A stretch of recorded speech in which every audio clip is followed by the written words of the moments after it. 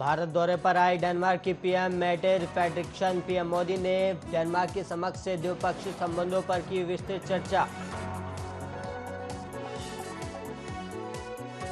लखीमपुर हिंसा को लेकर फिर बोले वरुण गांधी। कहा, लखीमपुर हिंसा को हिंदू बनाम सिख में बदलने की कोशिश हो रही है, यह अनैतिक है। कौन चला रहा था कार, क्यों हुए थे फरार? एसआईटी के इन सवालों का जवाब नहीं दे पाया आशीष मिश्रा, उन्हें किया गिरफ्तार। एनसीबी ने शाहरुख खान के ड्राइवर को भेजा समन। ड्रग्स मामले की 12 घंटे तक पूछताछ। आर्यन खान की एक्टिविटीज को लेकर की पूछताछ। ड्राइवर ने कबूल किया आर्यन और अरबाज को क्रूज टर्मिनल पर छोड़ा था।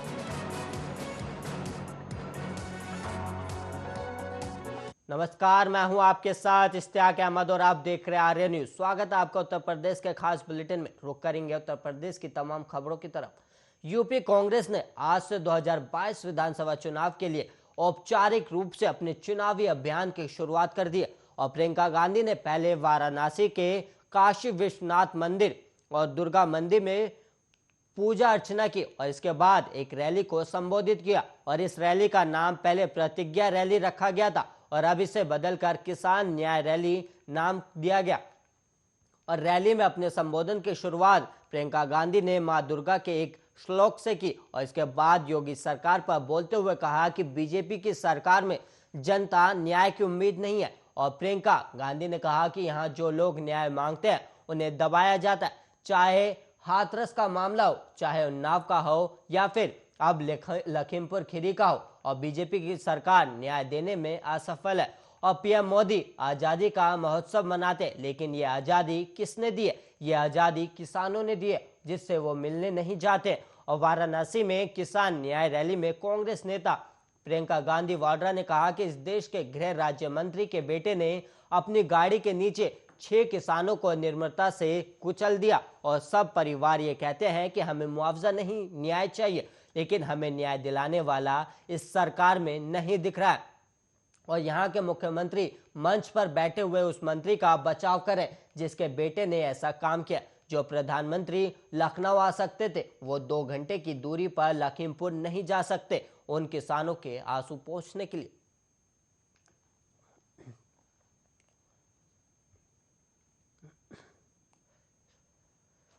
वहीं समाजवादी पार्टी के राष्ट्रीय अध्यक्ष और यूपी के पूर्व मुख्यमंत्री अखिलेश यादव रविवार को सहारनपुर पहुंचे और यहां उन्होंने स्वर्गीय चौधरी यशपाल की 100वीं जयंती पर आयोजित समारोह में हिस्सा लिया। और इस दौरान अखिलेश ने योगी सरकार पर नाम बदलने के मुद्दे पर जमकर हमला बोला।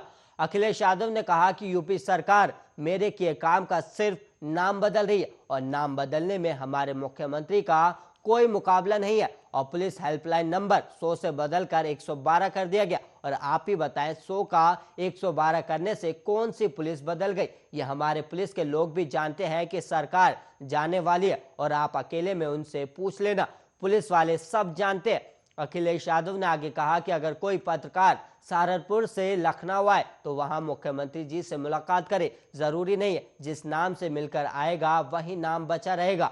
अगर मुख्यमंत्री जी के पास गए तो नाम बदल देंगे। और ये नाम बदलने वाले लोग, रंग बदलने वाले लोग, धोखा देने वाले लोग इतिहास बदलने का काम करते हैं और ये नाम बदलकर इतिहास मिटाने वाले लोग हैं। लेकिन उन्हें बता दें कि ये वीरों की धरती है और ये वो लोग हैं जिनके पूर्वजों ने साल 1857 में अंग्रेजों को हिलाने का काम किया था। और जो नाम बदलेगा, जब चुनाव आएगा तो उनकी सरकार बदल देगा। और अखिलेश ने लखीमपुर हिंसा को लेकर बीजेपी सरकार पर हमला बोला और उन्होंने कहा कि जो लोग कुर्सी पर बैठे हैं उनके लोगों का कारनामा लखीमपुर में देखा, जहां किसानों को कुचल दिया गया और गाड़ी के टायरों से कुचल दिया गया है। और किसानों को तो कुचला ही है, लेकिन उसके साथ साथ कानून को भी कुचलने को तैयार है। जो लोग कानून को कुचल सकते हैं, किसानों को कुचल सकते हैं, उन्हें संविधान को कुचलने में देर नहीं लगेगी।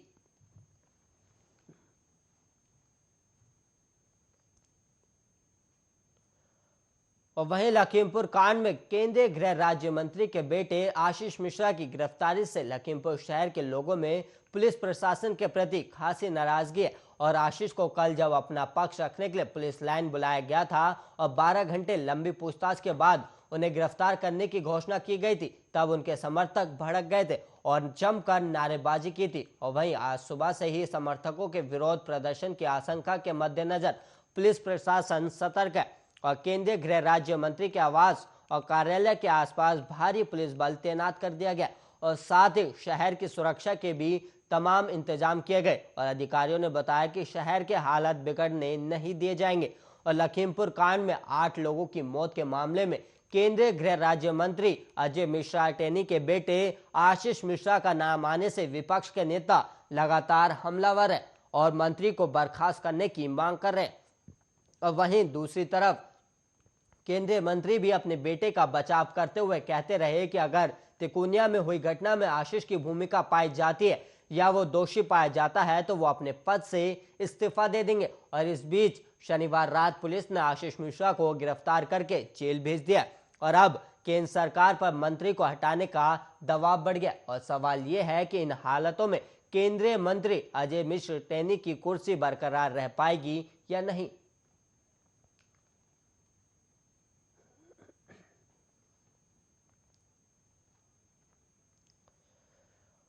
और वहीं बीएसपी के अध्यक्ष मायावती ने राजस्थान, उत्तर प्रदेश के लखीमपुर खीरी और जम्मू कश्मीर में हाल में हुई हिंसक वारदातों के लिए संबंधित सरकारों की आलोचना की।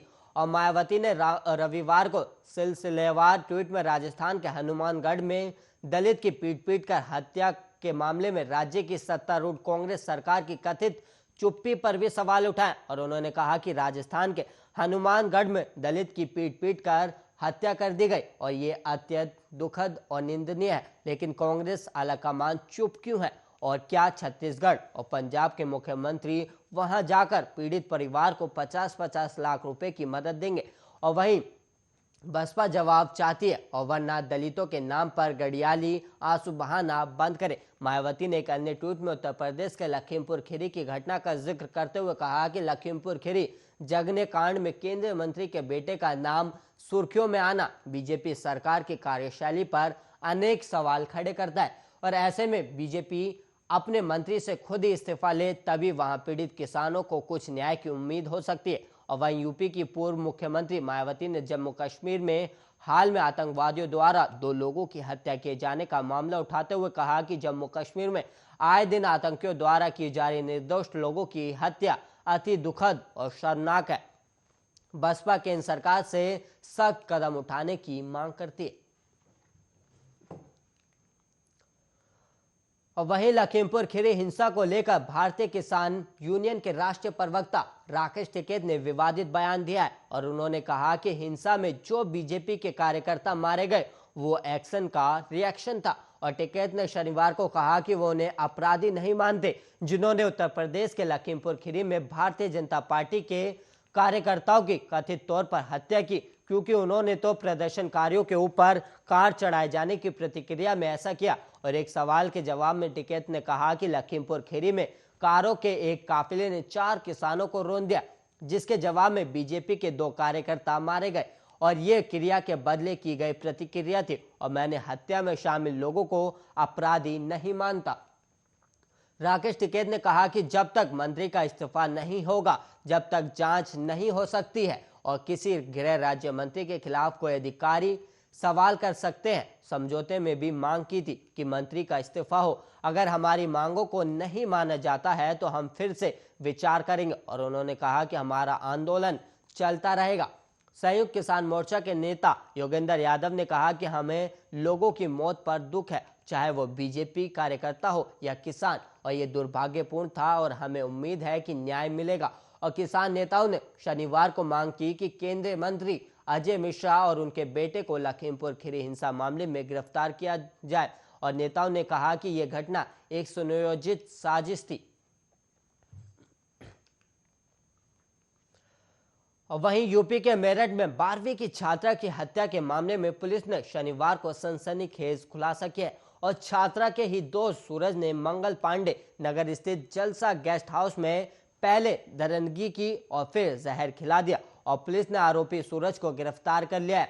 और वहीं आरोपी ने बताया कि उसका छात्रा के साथ 3 साल से प्रेम प्रसंग चल रहा था और वो शादी कर साथ जाने की जिद कर रही थी। और पुलिस के मुताबिक जाहिदपुर खरखोदा निवासी सूरज जाटव को पुलिस ने शनिवार शाम गिरफ्तार किया है। और सूरज ने बताया कि घटना से पहले छात्रा की परीक्षा शाम 4 बजे छूट गई थी और बेगमपुर स्थित नामचीन स्कूल के पास वो छात्रा को लेकर टेम्पो से मोहनपुरी स्थित जलसा गेस्ट हाउस में पहुंचा था और यहाँ कमरा नंबर 102 बुक किया गया था और यहाँ उसने छात्रा के साथ दरिंदगी की। और पुलिस के मुताबिक सूरज का कहना है कि वो 3 साल से छात्रा को जानता था और उनका प्रेम प्रसंग चल रहा था। छात्रा उससे शादी करके साथ ले जाने की जिद कर रही थी और सूरज ने छात्रा के साथ जाने से मना किया और एक साथ जहर खाकर जान देने का झूठा नाटक किया गया और उसने छात्रा को जहर खिला दिया था और लेकिन खुद नहीं खाया। और छात्रा की हालत बिगड़ने पर सूरज ने गेस्ट हाउस संचालक अमरीश से दोनों को तेजगढ़ी चौराहे पर छोड़ने की बात कही और अमरीश छात्रा और सूरज को तेजगढ़ी चौराहे पर स्कूटी से छोड़कर आया और सूरज फिर ई रिक्शा से छात्रा को उसके घर के पास छोड़कर भाग गया। और पुलिस ने अमरीश को भी पूछताछ के लिए हिरासत में लिया और आरोपी सूरज ने बताया कि वो छात्रा से छुटकारा पाना चाहता था, इसलिए उसने 15 दिन पहले ही उसे मारने का प्लान बना लिया था। उसने टीपी नगर से जहर खरीदा था और पुलिस ने सूरज की निशानदेही पर सल्फास बेचने वाले दुकानदार को भी हिरासत में ले लिया और इस मामले में पुलिस ने अब तक 8 लोगों को हिरासत में लिया और उनसे भी पूछताछ की जा रही।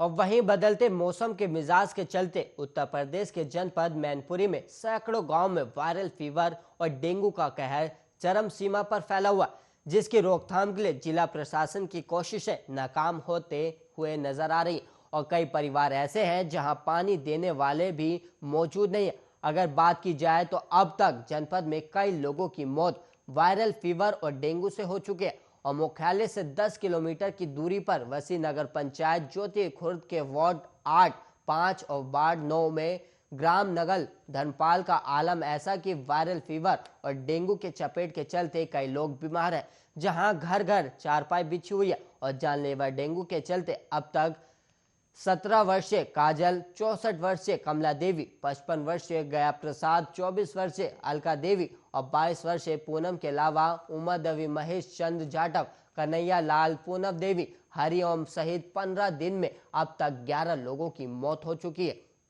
और वहीं सही इलाज न होने के कारण गांव की बीमारी से पीड़ित लोग आगरा, इटावा के सफाई के अलावा अन्य शहरों में बने अस्पतालों की शरण लेने के लिए मजबूर हो गए, जो अपना उपचार भर्ती होकर उपचार करा रहे। और यहां तक इस गांव में फैली बीमारी की खबर स्वास्थ्य विभाग के अलावा जिला प्रशासन को होने के बावजूद भी अभी तक बीमारी की रोकथाम के लिए कोई भी ठोस कदम नहीं उठाए गए, जिसके चलते नगला धर्मपाल में इस तरह की स्थिति है कि एक लाश का अंतिम संस्कार कर लोग घर में नहीं आ पाते, तब तक दूसरे की मौत हो जाती है। और हालांकि डेंगू के रूप में फैली महामारी की रोकथाम के लिए जिला प्रशासन की स्वास्थ्य टीम गांव में कैंप लगाकर केवल खाना पूर्ति करती हुई नजर आती है और वहीं जिला चिकित्सालय में डेंगू के नाम पर कोई भी उपचार नहीं है।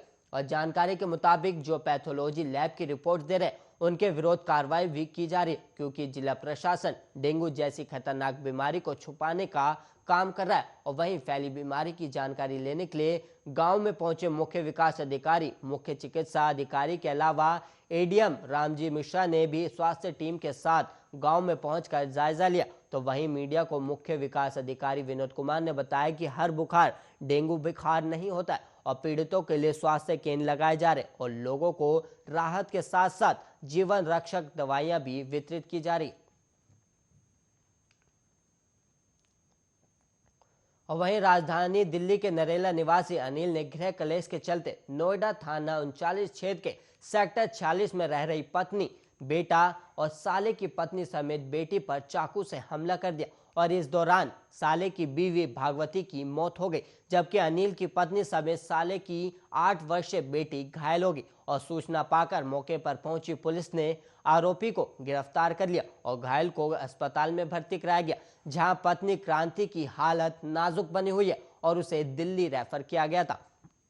और वहीं राजधानी दिल्ली से सटे जनपद गौतम बुद्ध नगर में शनिवार की रात करीब 10 बजे नोएडा थाना सेक्टर 39 क्षेत्र के अंतर्गत एक व्यक्ति अनिल, जिसकी उम्र करीब 26 साल बताई गई, जो निवासी लोगासी थाना नौगावा जिले का है और जो छतरपुर नरेला दिल्ली में रहकर मजदूरी का काम करता था, और जिसके साथ उसकी पत्नी क्रांति, जिसकी उम्र 24 साल बताई गई, और उसका बेटा आर्यन, जिसकी उम्र 8 साल बताई गई। और वो इनका कुछ दिनों पहले पारिवारिक विवाद हो गया था, जिससे पत्नी अपने बेटे आर्यन को लेकर अपने भाई रविंदर माखन और भाभी भागवती के पास सेक्टर 46 में रहने आ गई थी। और इसी बात से नाराज होकर अनिल दिल्ली से सेक्टर 46 आया और यहाँ चाकू से पत्नी क्रांति और अपने साले की पत्नी भागवती और अपने साले की पुत्री उम्र, जिसकी करीब 8 साल पर हमला कर दिया, और जिससे वो गंभीर रूप से घायल हो गए, जिनको तत्काल अस्पताल ले जाया गया, जहां भागवती की मृत्यु हो गई और पत्नी क्रांति को दिल्ली रेफर कर दिया गया।